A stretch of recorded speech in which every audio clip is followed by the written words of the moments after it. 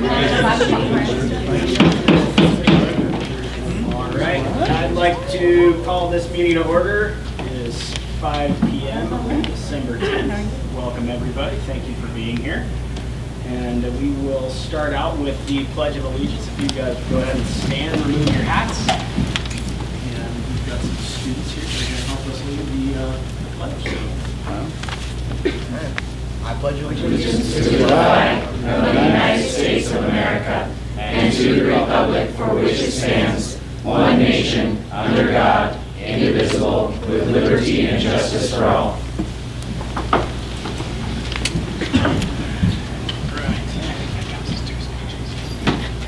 First order of business, I will take a motion on the approval of the agenda. I make a motion to approve the agenda as published. I second that. Okay.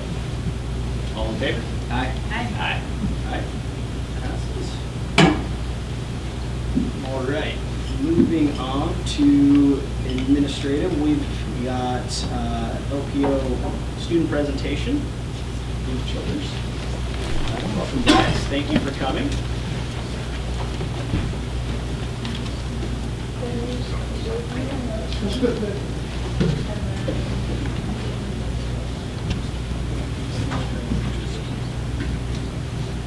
Hey, good evening, members of the board. Thank you for having us here. I'm Luke Childers. I'm proud to be here and the principal of Lake Ponderay High School. Usually we get up here and present a program to you or a project that we're working on, and I want to do things a little bit differently this year.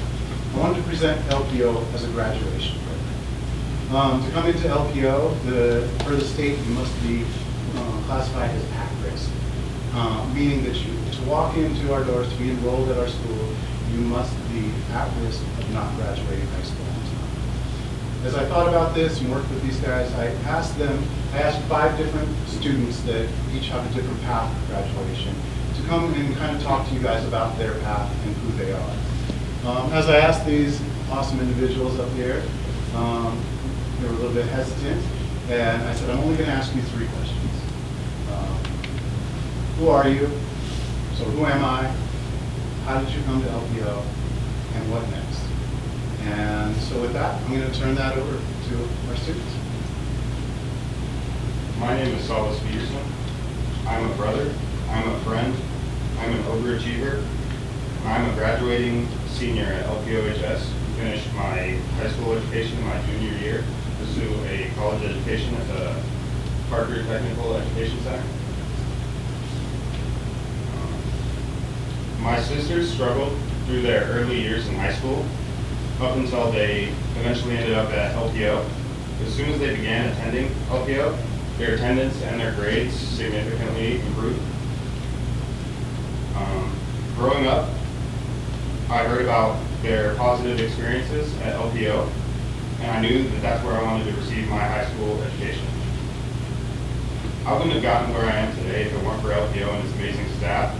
Whether you need extra help in classes or just someone to support you as a person, every teacher at LPO is there for you. Lake Ponderay High School is more than just a place of learning. It's a place to make friends. It's a place to feel safe. It's a place to call home. When I graduate from LPO, I plan to finish out my final year in college and seek a professional job as a certified mechanic. I know this and anything else I put my mind to is possible with the past and ongoing support of my teachers at LPO. I'm Victoria Wolf. I'm a leader. I'm passionate about school. I'm a lover of crocheting. And I'm a sister to 7 siblings. I'm a junior at LPO and I'm graduating from. How did I get here? I got here by not enjoying my previous school and I was doing bad academically. So my friend that currently went to LPO said I should try it, and I've loved it since that day. After I graduate, I plan on looking towards getting my nail lessons, and I can make this happen because LPO motivated me to graduate early, which gave me more time and more coverage to make goals for my career. I couldn't do any of it without LPO. Hi, my name is Faith Hanna. I'm an aspiring artist, a lover of music, nature, and a returning 5th-year senior working to obtain my diploma from LPO. My first year of high school was very difficult for me, and I felt that graduating wasn't in the cards for me until my counselor referred me to LPO. With lots of trial and error and support from my teachers, I've been able to work through my struggles in the academic field and thrive with my education. Unfortunately, during my junior year, an unexpected change occurred in my life, and I found myself having to move and finish school in Washington. Due to personal circumstances, I was unable to graduate in Washington, which at the time was disappointing, but presented me with the opportunity to return to LPO and finish school there. Although I am not yet clear on my pursuits after graduating, I have been considering college, traveling, or simply staying in Sandpoint and working. I know whichever path I choose, I will thrive because of the tools, knowledge, and family I've gained from attending LPO. My name is Tyler Neshkoff. I'm a future businessman. I am a kind and caring friend. I am money driven, and I'm a lover of knowledge. And when I first attended, my first high school experience, when I started, I wasn't living in a stable situation, so it didn't let me focus as much as I wanted to on my studies. And eventually, the school I was attending asked me to leave, so I did. And once I left, after I got back on my feet, I found myself with no educational opportunities. And so I turned to the LPO, and they took a shot and gave me a chance, and I'm there. I've been there ever since. And I can confidently say that my time at the LPO has been one of the best experiences of my life. And after I graduate, I plan on being a productive member of our community and I plan on forwarding my experience in the workforce. And I can do this because the LPO gave me the confidence to find the right path and shoot for it. My name is Emma Hogan. I am a hard worker, an open and optimistic believer, a lover of learning and nature, and a graduating senior from Lake Ponderick High School who is duly enrolled with North Idaho College. I got here because I felt out of place in every other school environment, and I didn't feel seen or challenged. I felt lost and couldn't see who I was or what I wanted. I needed something to push me and challenge me while I found my path and who I really was. After attending for 3 years, I can confidently say that it was just the exact motivation that I needed. After graduating, I plan on taking my accomplishments from being duly enrolled and further my education in psychology to follow my dream career. Being at LPO, I was pushed to follow my heart and my mind and learn my true potential and learn that what I can create for myself is something amazing. With these acquired skills, I'm confident in continuing to pursue my dreams wherever they lead. Awesome. I asked Kobe, one of our parents, to help us out, put together just a little quick video on LPO and the other students talking about who they are. We are family, friends. We are scientists.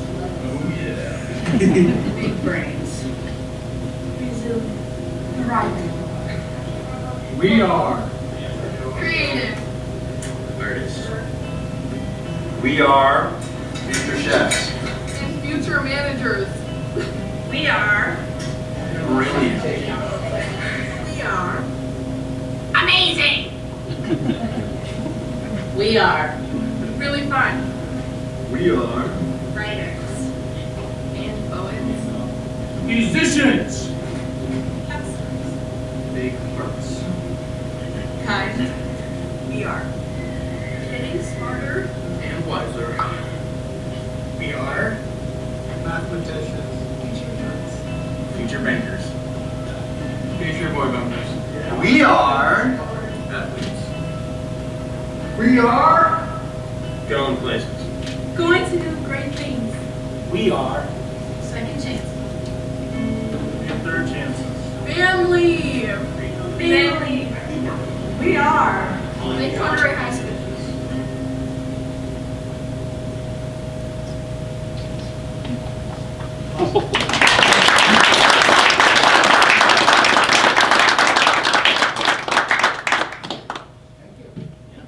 Any questions for these guys?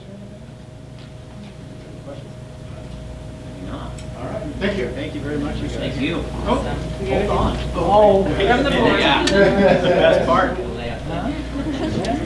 My favorite part.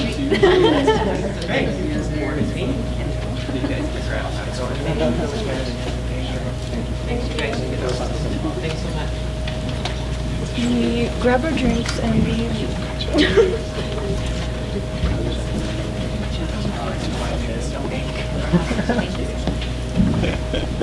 Thanks, you guys. Good job. See you at graduation. That's my favorite thing of the year, just going to the graduation. All right, next we are moving on to our campus security officer update. And so we have Keith Delaney and JD Miller. Yeah.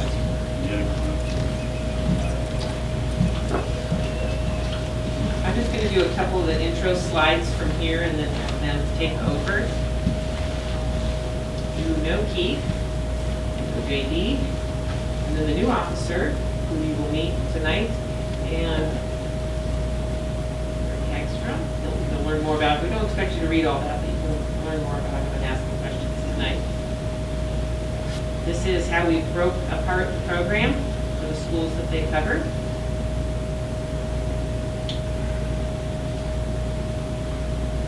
And the overview of the job, these are their main responsibilities.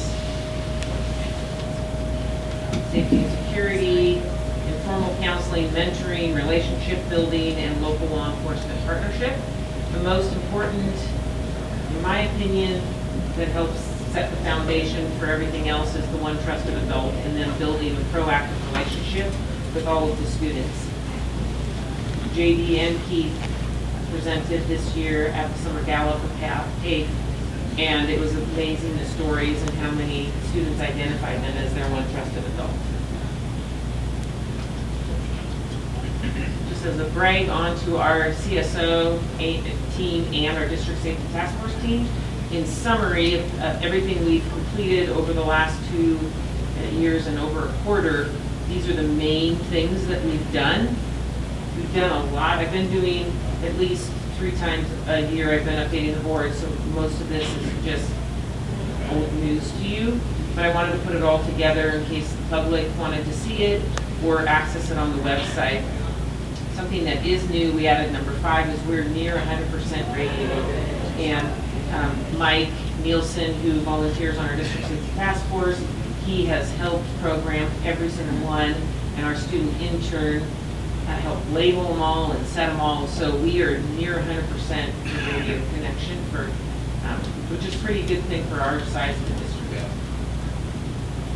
And you've also heard from technology with Macross and how our 3D printer has made their own blue beacons that we've been able to add. So lots of things to be proud of. And this year we started the E3 Safety Act that you know about. Okay, now Keith and JD are going to give you a little bit of updates on some projects. So first, the Move Secure Defend. Mark Feddersen from the state helped out before we came on with the district in doing the Move Secure portion of that.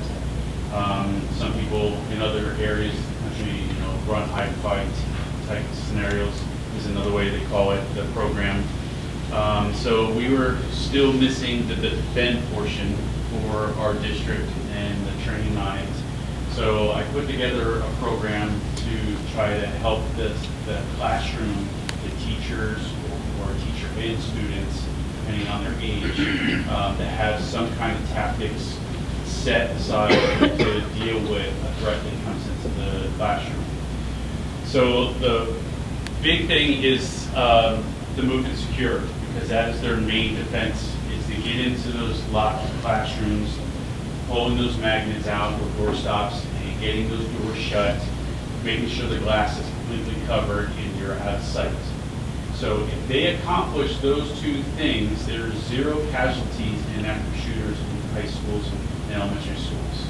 That is the key. Where the problem is when the doors are open, there's passing periods, it's before school starts, those types of scenarios, they've done it in the past where they've pulled fire alarms to get people to come out of the classrooms. That's where the shootings occur. But if we can get them into the classrooms, lock them down, and make sure that the lights are off, the blinds are shut, and they're out of sight and quiet, we can have a 0. That's where it's at right now, it's at 0. The defend portion that I wanted to introduce is, what if their tactics change?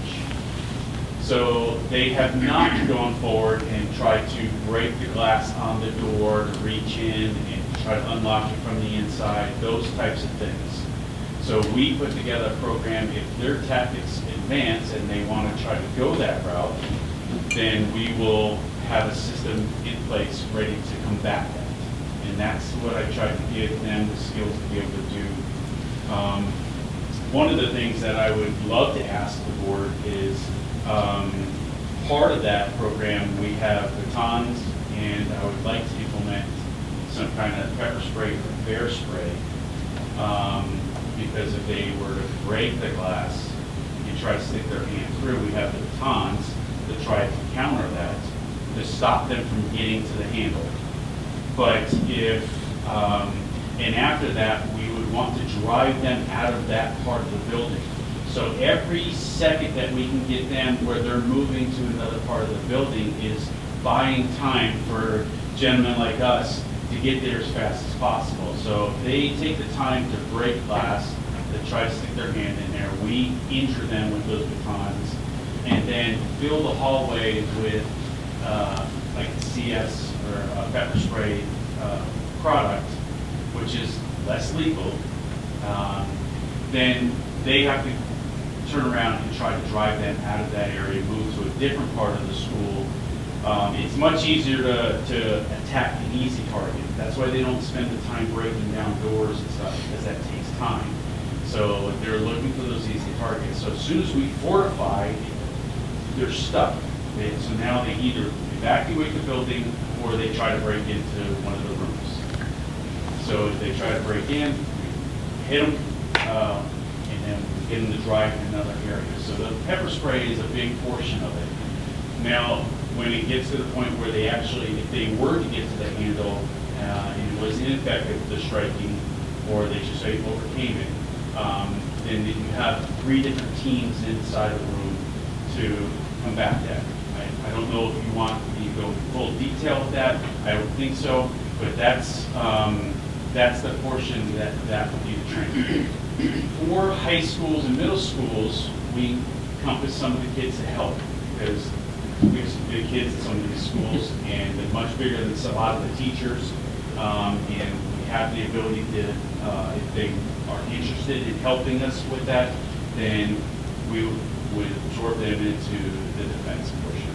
The elementary schools, a lot harder, because you have all the littles, so you just have the teacher and that baton to try to defend that classroom as best they can. So it's a lot more information when you're actually teaching it. We'll be teaching it coming up here very soon. I already incorporated that with Part 4 in Hope Elementary. The training's already in there, and now we're ready to, as a test schools, now I think we're ready to expand. We also did the parent permission slips. Yeah, it's linked in there, and I did send a copy already to the board, but in case the public wants to see that, they can. So in case they wanted their kids to opt out of any of that, and we have not had any slips returned. So it sounds like parents are on board.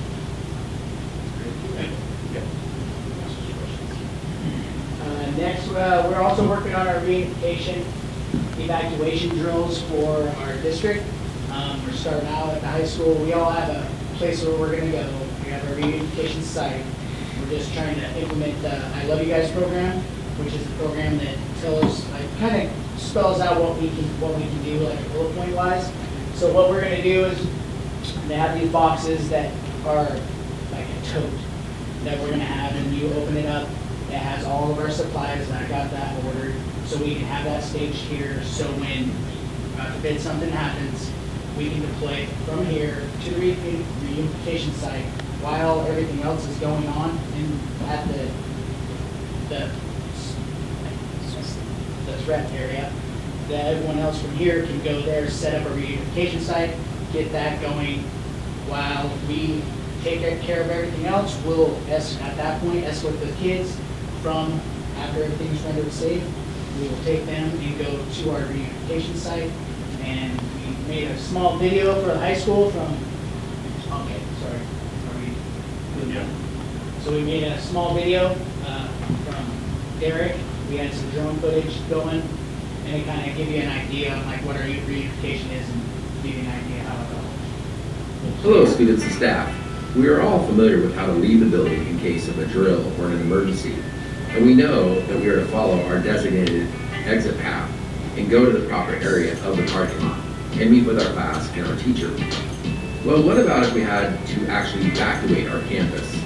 Let's take a look at the path we would take and where our reunification site would be. First, when directed to evacuate the campus, we would leave the parking lot from the south exit. Once out of the parking lot, we would turn right or south on Division Street. Next, we would follow the bike path directly adjacent to Highway 2. Students, it is vital that you stay with your class and conduct yourself in an orderly manner. In an emergency, we are responsible for your whereabouts at all times. The first street we arrive at as we walk down the path is Ontario Street. We will then turn right. We will then walk past the Forest Service building. After passing some additional buildings, we will arrive at the Catholic Church parking lot. We will then enter the church and await further instructions. In case of an emergency, this location will be used for reunifications with parents and guardians. Okay guys, after seeing that video, you probably have a good visual now on where we're going to go on our reunification site. So, for example, it could be a school shooting, a fire, or gas leak. And you know, in these times, we need to be very calm, safe, listen to directives by your teachers. We hope this never ever happens, but if it does, we gotta do our part in keeping you guys safe. Have a nice day. So, with that, we also have been doing a lot of our door checks for the whole district. I got all the numbers here. We've been Real quick before, can I intervene? Yeah. They have done Sanford High School and Sanford Middle School, and they're going to do one of these with the drones for all 11 schools in the school academy, so all the students will know exactly. This kind of gives them a big overhead view of what it all looks like and where we're going to go. And that helps a lot. Yeah, It totally. saves instructional time, which is one thing I'm concerned about, because to take an entire school with 1,000 kids and do it, and Bob Howard and I did it 25 years ago for Sagal to the senior center, it takes forever. Yeah. It takes a lot of instructional time, so this kind of is helpful. so this is our weekly door checks for the month of September. Like we start out pretty rough, I would say, but we check every exterior door 2,823 times in 1 month. So as the month progresses, as we go on, you can obviously see that our numbers are going way down. But we're still at 99.80% on keeping our schools secure. And that's just one of our... So that goes back to the move, secure, defend, and how important that is. So obviously, we're out of practice at the beginning of the year, and then by a couple months into it, we're back to getting things locked in and making sure those things are important, are done correctly, because they're so important for their safety. This is our big detector. For when we first started out, this is where the fakes were occurring. Shows what school, where it was located. And as of right now, I mean, we are getting, especially at the high school, I'd probably get now that the kids have figured out either how to go somewhere else off campus, probably. I'm not saying it's going to be 100% foolproof, but getting them off campus at least, like I can't stress that, but like, yeah, they've just found a different place to go, or they've quit, or they've stopped. That's our main goal, is that. So December 30th was our last one, or not December, but October. And we had periodic tampers here and there, but it's gone dramatically now from what it was. Like I remember kids saying, dude, those guys breaking in the bathroom right now. And you're like, oh crap. So you go down there, okay, where we at? Here. But now it's all the kids, most of the time, they're like, yeah, it's totally fine in there. So it's pretty cool. It was I was a little leery at first because I've heard a lot of it, but they've worked very well. And I do want to give a shout out to Nurse Christina, wrote the grant. She has to do webinars and do Totally. reports, so she did a lot to get these in the high schools. You guys have any questions? Keith, I had a question for you. So you mentioned pepper spray in the halls. Yeah. So you get it, you forcing them back out of the classroom, back into the hallway. Yep. And then you have, is this a system that you're putting in with pepper spray that's spraying it in the halls, or is it just cans, you're just reaching through out of the hole? Yeah, so it would be, you would be striking that person's hand, wrist, something of that nature, and then immediately transitioning and spraying it into the hallway, and then backing away from the doors. And hopefully they would want to move out of that area. That's what we're trying to drive them to buy time and let them know it's a fortified spot, we're willing to fight. It's not going to be easy. type thing. So with some training, you'd have one guy with the baton and somebody else with the spray. Correct. That way you have different teams that do different things within it, and that would be part of it. And, you know, they talk about contamination for others as well. One of which it's a small hole in glass, we're shooting through into the hallway into a different room. The effect that's going to have on this room is going to be extremely low. And when he's taken care of, from us, law enforcement, himself, whatever the scenario is, then it's simply we will open up all doors, let air flow through the building, and as we slowly remove people, the students and staff from one class at a time, and they'll dissipate very quickly. And it won't be any issue. I will let the board know, we're not allowed to put hair spray or any spray in until the board approves it. So this is on their list of wants to bring up to you for the future, and they would need a locking, there'd have to be a locking capacity. We'd have to have them funded for every classroom. There's a lot of logistics before we ever got to that point. Yes. Is there like a age requirement for student helpers in that scenario? Like, do they have to be 18 or upperclassmen and signed off by parents, or how? So what we have decided so far is we would do middle school or high school. Because even in middle school you have athletes that can do certain tasks that we're going to ask them to be involved in if they're volunteer to be part of.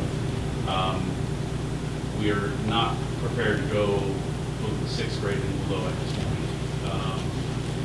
So I would say yes, the middle school and the high school, if they're interested, their parents haven't stopped it, and go forward. Your parents have to get permission.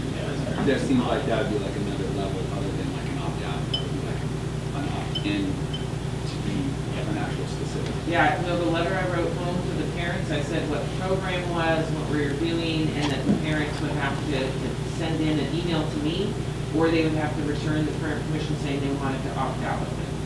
So I didn't do an opt-in, we didn't opt out. Oh, so anybody who hasn't opted out, and I'm just. Yes. They can be selected to be one of those helpers? They can volunteer. They would volunteer. Yeah, so if they don't want to, then they can go to their hiding spots. If they want to be part of the team, then they can volunteer. And every student is going to hear the training, because all students need to hear the training, unless the parents specifically don't want them, then they need to specify that.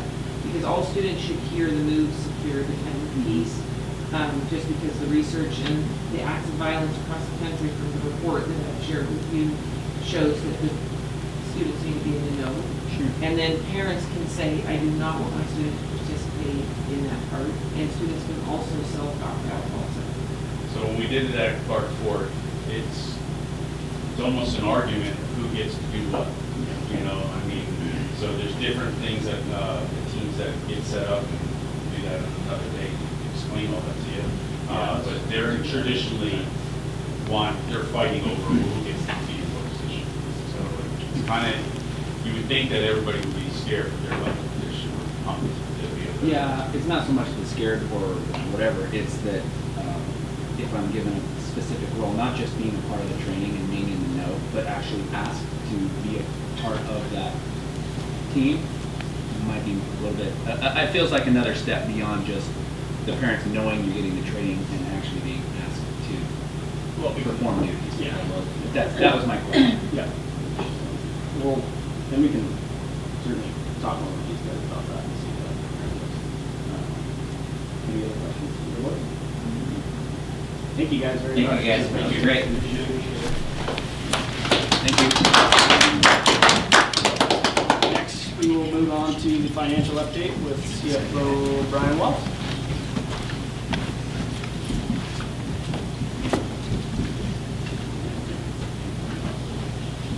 Good evening, Vice Chair Williams, members of the board. Dr. Meyer, will quickly go through the finance report. Of course, the same format that we have been using. We did in the month of November, though, get a $6 million payment from the state on the revenue side. So it's sort of a bump in our cash flow that comes always in November. They actually can withhold that payment if we don't get all our reports in. So those are the ones that we did make sure we get in. On the expenditure side, again, we're right around 3.5 million, 3.6 million for our salaries and benefits. So we've had 3 months, a quarter of September, October, November of expenditures for salaries and benefits, and it's been pretty consistent. So that should be what we see almost every month. We have a couple bubbles where maybe coaches' salaries are a little higher that 1 month, but overall, that's where we're at. That's good. Because if you look at the next slide where I have the chart, so you can see our benefits 8.3 million year to date, 3.4. But if I take our payroll percent from September through November, we're at 23.14% of budget. For 3 months, we would think 25%. You don't want to be at 28. Right. And so we're below that. There are some other things that will probably get closer to that, but it looks like as far as planning for our staffing and keeping those costs and what we thought they're going to come in, we're tracking fine, which is good news, because that's where I'm always nervous is if we miss something with just our projections, or staff costs higher, do we have some necessary hires that we maybe have to have? Sometimes that does happen, but this year we're tracking well. The revenue side, you can see we received, from our state apportionment, with that $6 million payment, more about 75% for the year. The levies starting to trickle in. We'll definitely get payments. They'll show up in January, but property tax notices have gone out, and so those payments will start being made in December, and then we get them corrected in January. Those are the taxes. Yep. Right. For enrollment, we're maintaining our numbers. If you look at, we're at 3,813, which is 9 kids more than last month and 44 up from year to date, which has been pretty consistent.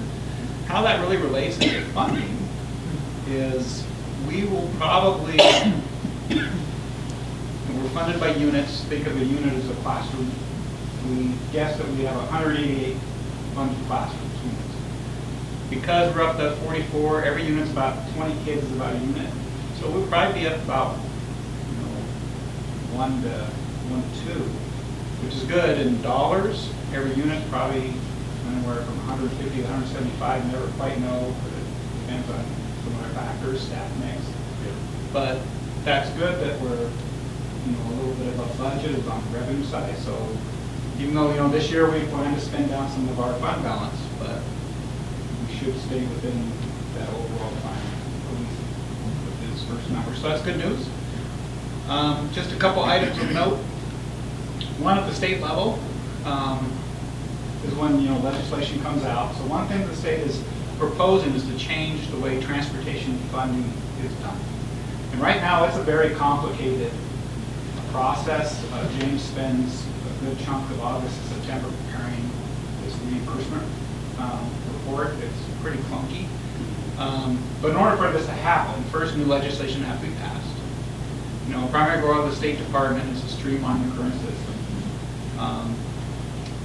Part of the challenge would be, though, if they change it, there are probably going to be winners and losers.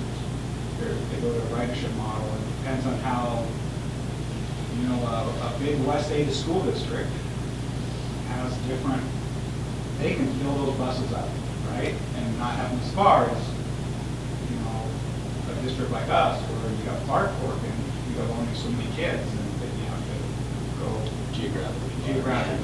So depending on how they determine small school factors and ridership, you know, there's going to be some districts that are probably better than others. The initial numbers, I'm fortunate I've been on a group where I get to see some of the initial numbers. It looks like that we need in pretty good shape, but it's not a done deal. But it would be, you know, I'm not sure if it'll hold everybody harmless if they make the change. If passed, the legislation right now that we're going to propose would include a centralized routing system. So if we went to the, you know, that new software called BusRite that James has been working on, parent notifications and a lot of capabilities, the state would get a bid and buy it for every district, but we have to go with what they use. So I don't, that gives me a little angst just because routing isn't just from the state perspective. It would help them out a lot in their work because right now they get data from people who do it by hand, by different systems, you know, for a lot of the information they can track. So I understand from their point of view, but when they take local control away, that sort of gives me some heartburn. Now, our current vendor is selected for it, and I'm very happy. Yeah. But I don't know how that'll go, but that's just sort of a thing. So the impact, you know, is if we wanted to keep our current solution because we thought it worked the best for us, we'll lose funding for it. We need to go with the state system eventually. There's a grandfather time in, but it's just sort of these things that when legislation comes out, that there's the impacts down the road. And then because I was talking transportation, I think last month you might have seen a $450,000 or so check that will be written. There's the 3 buses that we have. You know, I personally picked out the color. They were great. But yeah, that they did come. Well done. It was good for transportation. You know, we were trying to keep up with the bus fleet and have the older ones go away and the new ones come. So they're on the lot and we use them. And I'm here for any questions. I got nothing. Okay. All right. Thank you. Thank you, Brian. Thank you. Moving on to the superintendent report with Dr. Becky Meyer. Okay, so it's pretty quick. Focus on our one thing, remember, as our theme this year. I asked the staff and the board to focus on their one thing this year to try to move our needle. Here's our strategic plan. I'm going to do a quick update on all 4 areas here, the 4 outside. Thank you to Darren for getting together these input for facilities. We had the coffee clash, which was well received, and you probably saw the announcement about that. And then most of you, I think all of you, were at the Sandpoint Middle School for the input. And summary of the input is there. I did already share it with the board, but should the public want to see it, it's linked in there. And summary of the online, so people who didn't show up in person in any of those places. These are the 6 themes of what they really wrote online thought were important for the facilities. So before I did share this with the board, and interesting in the prior slide, the facilities update, there's student input. That is pretty interesting if people have time to look at that.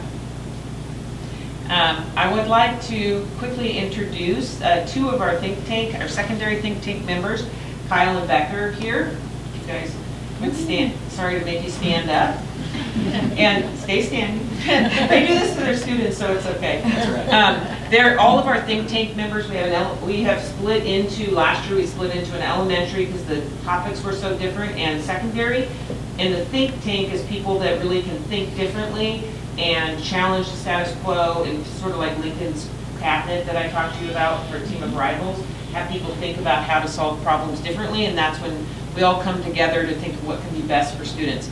So we are going to have another annual Student Safety Summit for parents, and based on their feedback, this is what we're going to do. The reason it fits with our strategic plan is foster student well-being. So I'm going to let them both say something about this so that I'm not doing it. Well, I have been the pushback or the other voice about why students should be allowed to have their phones.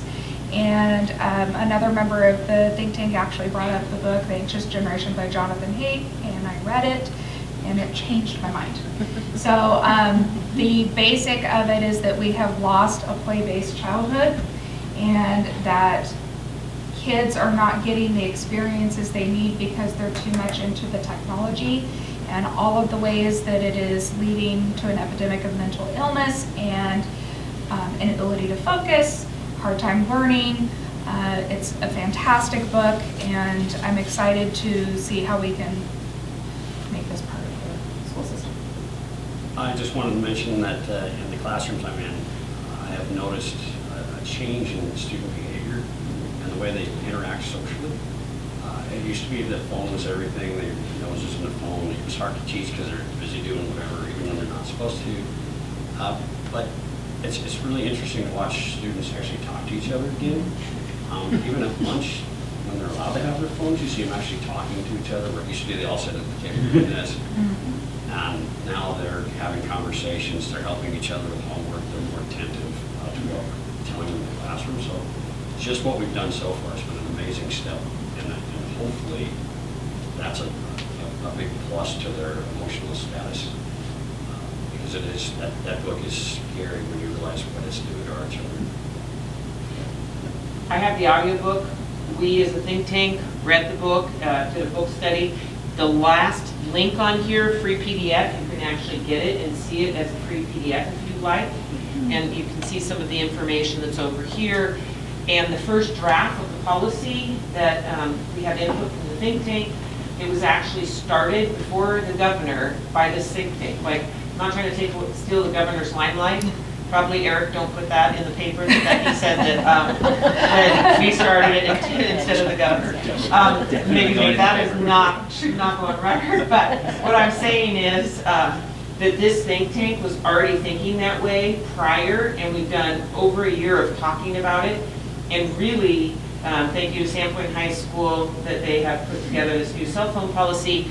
And now we're going to get it into board policy, and it's supported by people who have been thinking about how to solve this. So super, super happy with that, with the secondary think tank. And there's all the links in here if folks want to look at some of the research that we've read. Do you have any questions for them before we go? Thank you. Yep, thank you. On the quality staff part of the strategic plan, as per the board, you wanted me to move up the staff survey, so we'll do the entire staff survey. We're going to send it out next week. We'll be asking those same questions as we did last year, but the response rate was so low at the end of the year that the board asked if I would do it earlier during the year, so we're going to do that right now mid-year so we can shift sales if we need to and change direction. And community connection, just a few little updates. I just want to highlight and thank Sandpoint Middle School. They did their first parent-teacher-student conferences because they're starting on student-led conferences. They're going on. I know you know this. We've always done K through 6, and they've jumped in and are willing to do continued student-led conferences in this middle level. So that's starting this year, and they started the first part this year in the fall and required the students come in with the parents, and they had, for middle school, this is absolutely incredible. They had 70% attendance. So we did have some raffles and some things, they had passports and abilities, so to incentivize it for parents. But if you just see anyone that's at the middle school, please thank them for their efforts, and they did a great job. So you can see there's lots of high attendance. Primary elementaries, as you know, because you were all parents, so you know the elementaries, higher attendance. Community connection, just wanted to, there's our loop for November. Darren did a great job of really highlighting our American patriots and the veterans in our November loop. It was wonderful. All of the old ones are here. If you link on there, you can get to the loops, all the prior loops. And we do it every year, but we do have 2 new, a returning Senator Jim Woodward, and then brand new Representative Cornell, which I'm meeting with tomorrow. So I meet, and Andrew Casey and I meet with all of the representatives before they go into the session every single year, answer questions. We're available, put them on speed dial, and they can call and ask us. So just wanted them to know that we are making those connections down with our locals down for Boise. And thank you, you probably saw that There's no chairman here right now. Vice chairman is acting, and she did, if you missed the last board meeting, she did resign. So I want to invite anyone in the public to come thank her for her service. We're going to have a farewell event December 17th. Ponderay Winery. I don't even drink. So we do want to show our gratitude. She was 9.5 years that she was in the board chair for 6. That's a big responsibility. And then we have put out this in the loop and out to parents and staff that they can give her comments on that online thank you card. Student learning is the center of what we do. This is the boards for anyone that doesn't know. They have 3 focus goals, all based on goals for the students, and these are the 3 that they're tracking this year. And we're focusing every student every day. Questions? No. Thank you. Thank you. All right. On to public comment. I don't think we have anybody. Nope, no public comment today. So we will move on to first reading of policy 3265, which is student-owned electronic communication devices. So I just wanted to let the board know that I, similar to what these folks said, I would, myself professionally and personally, I would love to keep in number 2 and 3, that we prohibit cell phones during passing periods and during lunch. But I did meet with all student groups in the entire district, Clark Fork, LPO, HS, and Sandpoint High School, and I got outvoted. And even the administrator said it'd be great if we just baby step this, Becky. It's going well right now. Parents are well received. Jackie said at Sandpoint High School there's only 1 student that's made it through all the steps and is on contract, which is pretty significant. I talked to Phil and to Luke, and it feels like it's successfully we're helping. I just think for the mental health of our students, it would be best if they just put them away and didn't have them all day, and then there would not be the buzzing and the other distractions. But I'm willing to pull back my recommendation on those 2 green things, only because the students and staff went the other way, and I think we should go with what the staff thinks and maybe talk about it after the parent awareness night. Maybe there'll be more buy-in to maybe make that step in the future. So that's. So just to clarify, you wanted them all in there, and staff and students both voted? They didn't vote, but all of the input that I got was to not have 2 and 3 on there this year. Yeah, I actually had one of those on a question. Was I think during lunch times it's probably fine to leave that struck because it's a longer period, but how practical is it to let them have their phones back for 3 or 5 minutes between class? Yeah. You know what I'm saying? Well, I did. I counted at Sandpoint High School before I met with the students, and they had over 1,000 students there, and I stood in a spot where a lot of students go by, and I told Jackie before we met, I only counted 16 students that were using their phone, and 1,000 kids are going by, several hundred are going by. I was shocked. I thought way more. I think to Kyle's point, they are not using them during the class period anymore, and that they are, so they're kind of restricting, not kind of, they are restricting themselves, and I saw way more human interaction. I was pleasantly surprised. Yeah, that's fantastic. I kind of agree. I agree too, like baby stepping this along, I think there will be more acceptance of this to where it's not this thing you have to have all the time, but you get used to not having it, perhaps. And some of the parent feedback is several parents have said, I want my student to be able to, because oftentimes, I will tell you, even at LPO, they have lockers that they're voluntarily locking up their cell phones and who's left, and they're, a majority of students have chosen to put their cell phones in lock and then they take the key, just so that they don't have it as an addiction. And the students were really honest with me when I met with them. They were like, I like to be able to put it out of sight, out of mind. I think that would be good. But I have had some parents that said, I want to be able to tell my kid, your doctor needs you here, or you did this, or did you do that, or don't forget this, or whatever it may be. They said, just really good students that just check in and they're not addicted to it, those parents still want to be able to have that quick little, where their kid can look at it really quickly. Yeah. I'm just That telling you the makes sense. input. I believe we should throw them away and not have them during the whole day. And I think there's a lot of research in a lot of states that are doing that. Colorado and California and different places that are doing it. I think we'll see a lot of good The research. seminar that I went to down in Boise at our convention, Yep. they were, this is fairly lenient, because they were even actually having the teachers with no cell phones most of the day. So, Jackie's gonna be like, but. A lot of the teachers have chosen to put their cell phones away Yeah. too. They're modeling it. Yeah, modeling You know, it, you've yeah, got exactly. each read those a conundrum. You know, so here now we have a safety device on their phones. Yeah, too, so- yeah. But, So, And I will tell the board, one last thing is that if we have a first read, this is the first read, and I feel like we're ready to go for that, because I feel like we've got enough input, but I also could send it out further if the board would like. If we get through the first read and put it into place this year, we get $5,000 from the governor. So Yeah. By what date? By, we have to have the first read by January 15th. so we could approve it by the annual meeting on Yes. 14th? Yes. 13th. I did have a couple other questions on this. Just number 4. I mean, later on it talks about school sanctioned activities, you know, and them being able to have it, and that's all great, well and good. I guess somebody give me explanation. I'm welcome to input here of school sanctioned activities, like outside of school hours.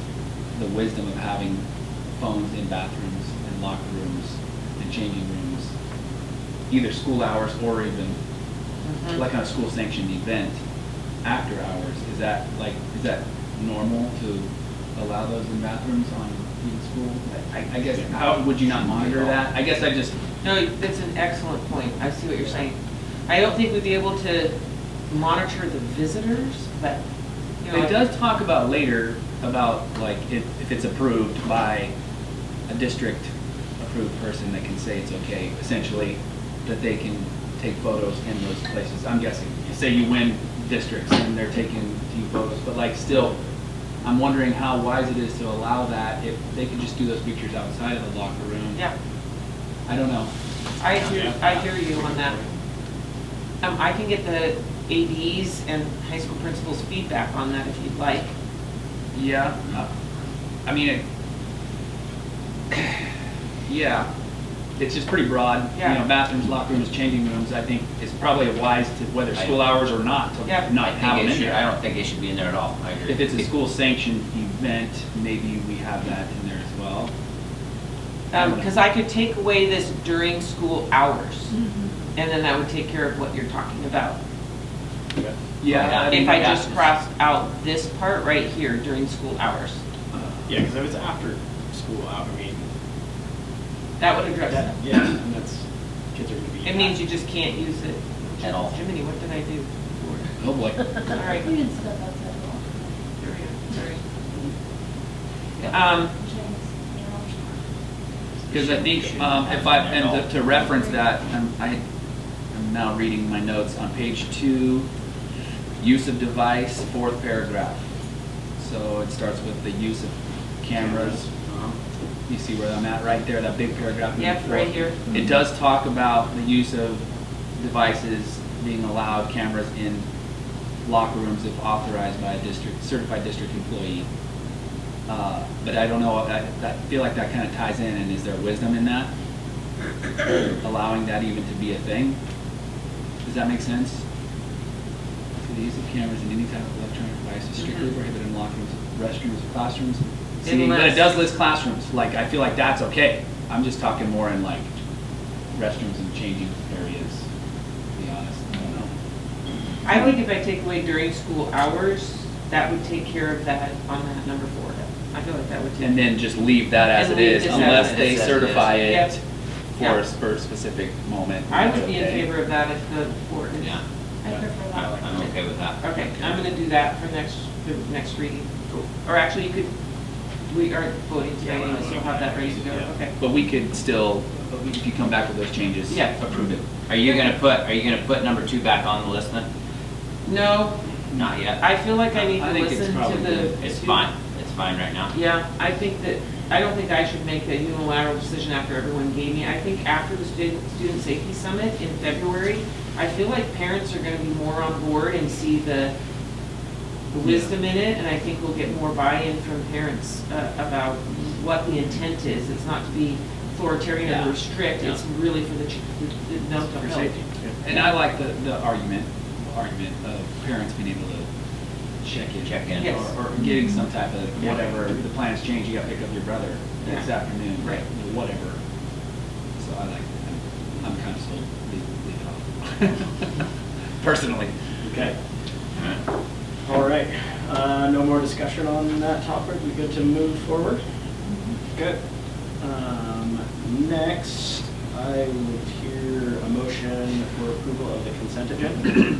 I make a motion to approve the consent agenda. I'll second. All in favor? Aye. Aye. That motion passes. All right, now we are on to board action items.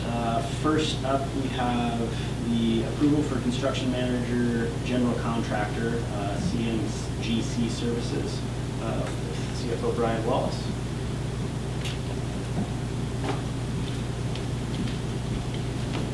Do you want me to open the Brian, or? Sure. It's just sort of the summary of the process that we went through. So we did solicit the bids, just like we do with the architects. We had 3 contractors sort of put their name in the hat and interested in projects. It was Graham Construction, Gino, and Houghton. All have done school work and have done work in this area. Graham about or really out of Spokane, and Gino's down in Fort Wayne. After looking at, we interviewed all 3, and after checking the references, looking at the qualifications, we're recommending to go with Gino Construction. The primary reason is that they did the remodel of Lakes Middle School, which is a very sort of similar project. We talked about that once we got that architect too. But Gino was the one on board who was able to do that work and did the reconfigure the classrooms. They actually did it on 2 phases because Lakes actually, they had money, and then it took almost 10 years until they got money to put like a second gym and things like that. They're the contractor for both, but the big remodel where they reconfigured classrooms, upgraded HVAC, did some of that core work of the primary building, did that.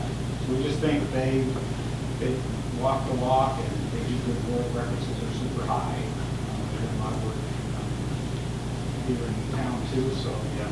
That's our recommendation. We think that all 3 firms would have done a good job. We just think the general fit the bill better. Yeah.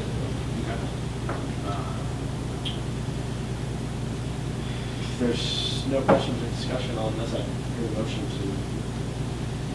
I make a motion to approve Gino Construction as the construction manager and general contractor for the Sandpoint Middle School and CTV facility capital projects. I second that. All in favor? Aye. Aye. All right. Thank you. Thank you, Brian.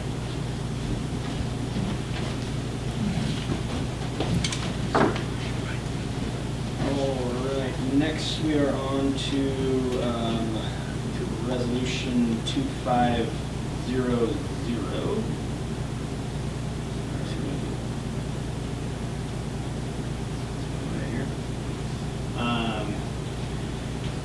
So we have a board vacancy.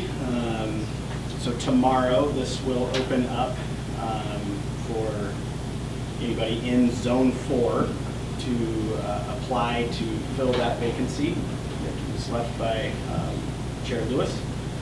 And just for those that don't know, or for the public, Zone 4 consists primarily of the Sagal area. It does stretch into Ponderay, Could be, a little bit this way. It is open until January 6th, that's right.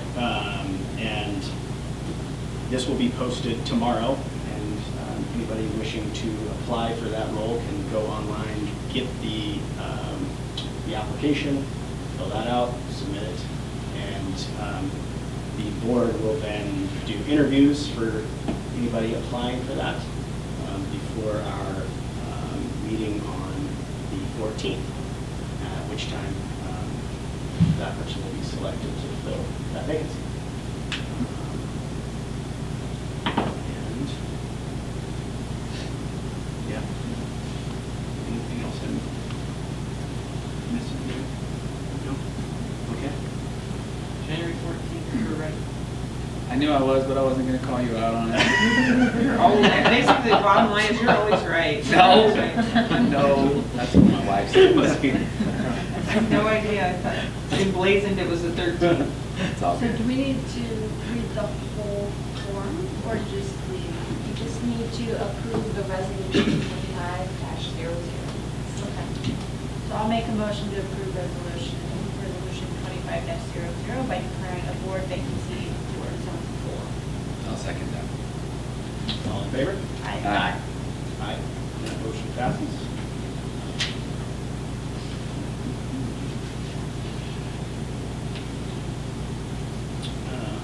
Next, we're moving on to second readings of policies. First, we have policy 2500, library materials. A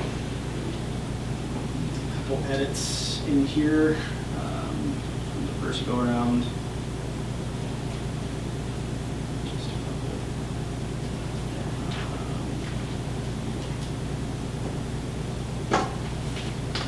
Is there any other discussion or things needed to? They're the same tiny edits from the committee, right? Yeah.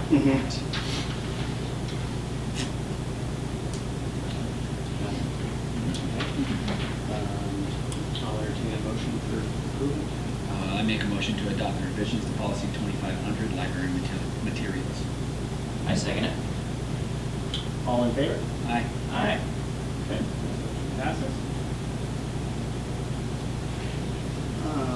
Let's see.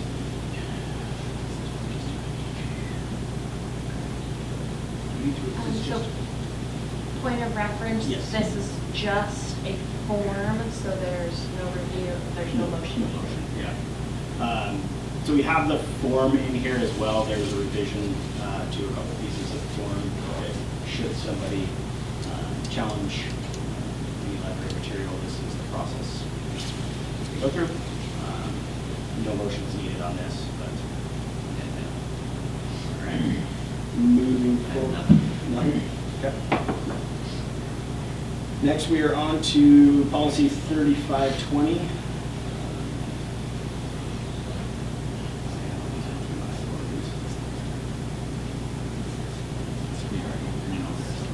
Yeah.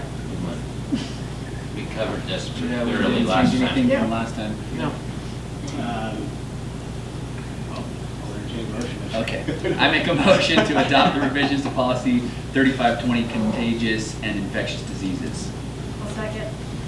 Okay, all in favor? Aye. Aye. Aye. Motion passes. All right, do we have any administrative announcements from any of our administrators?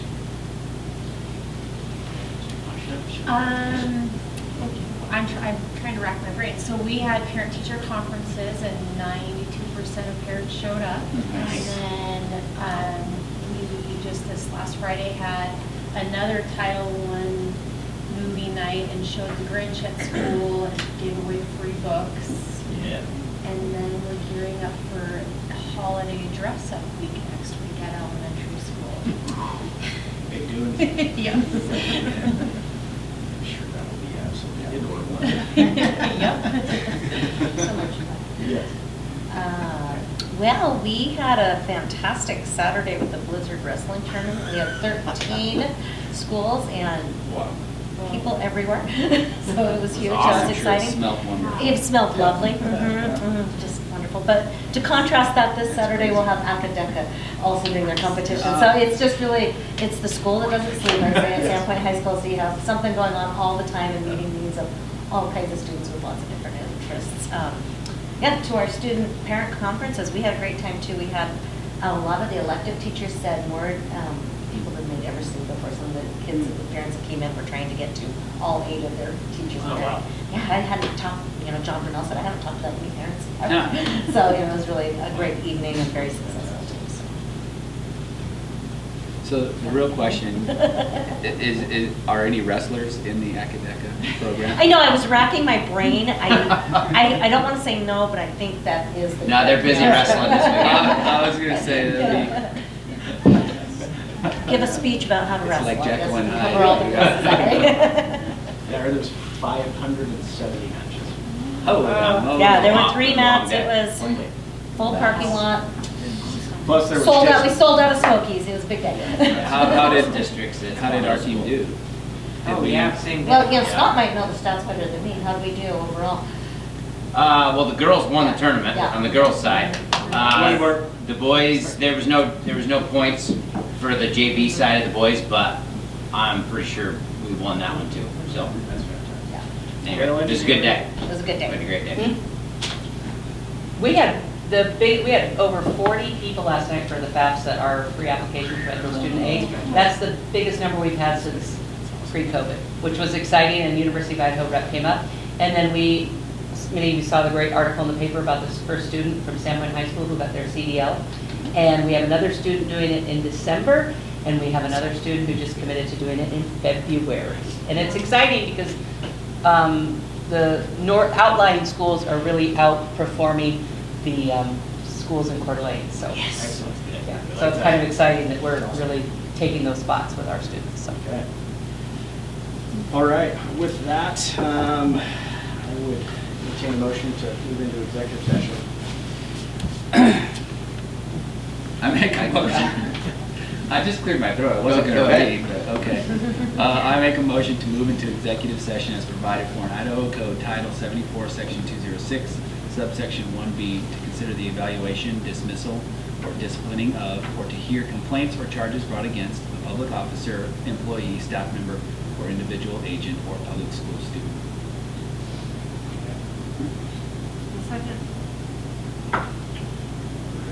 Shall we do a roll call vote? Roll call vote, trustee Peters, Yes. trustee Sherman. Yes. Trustee Wood, Yes. vice chair Williams, sorry. I was just, Lonnie was in my head and I wanted to be professional. I'm gonna answer to it. Yes. Thank you, motion passes, thank you. All right, we're gonna move into executive session. Thank you, guys. And we're back. Hi, Darren, is Eric here? He just had to leave. I was just Oh, going to let okay. you know. Oh, we didn't know, so we came out. Okay.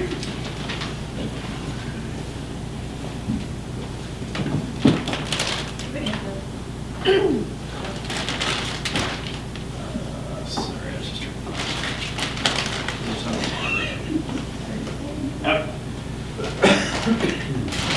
You can take one with you. Do you want me to make the motion? Yes, I'll hear a motion.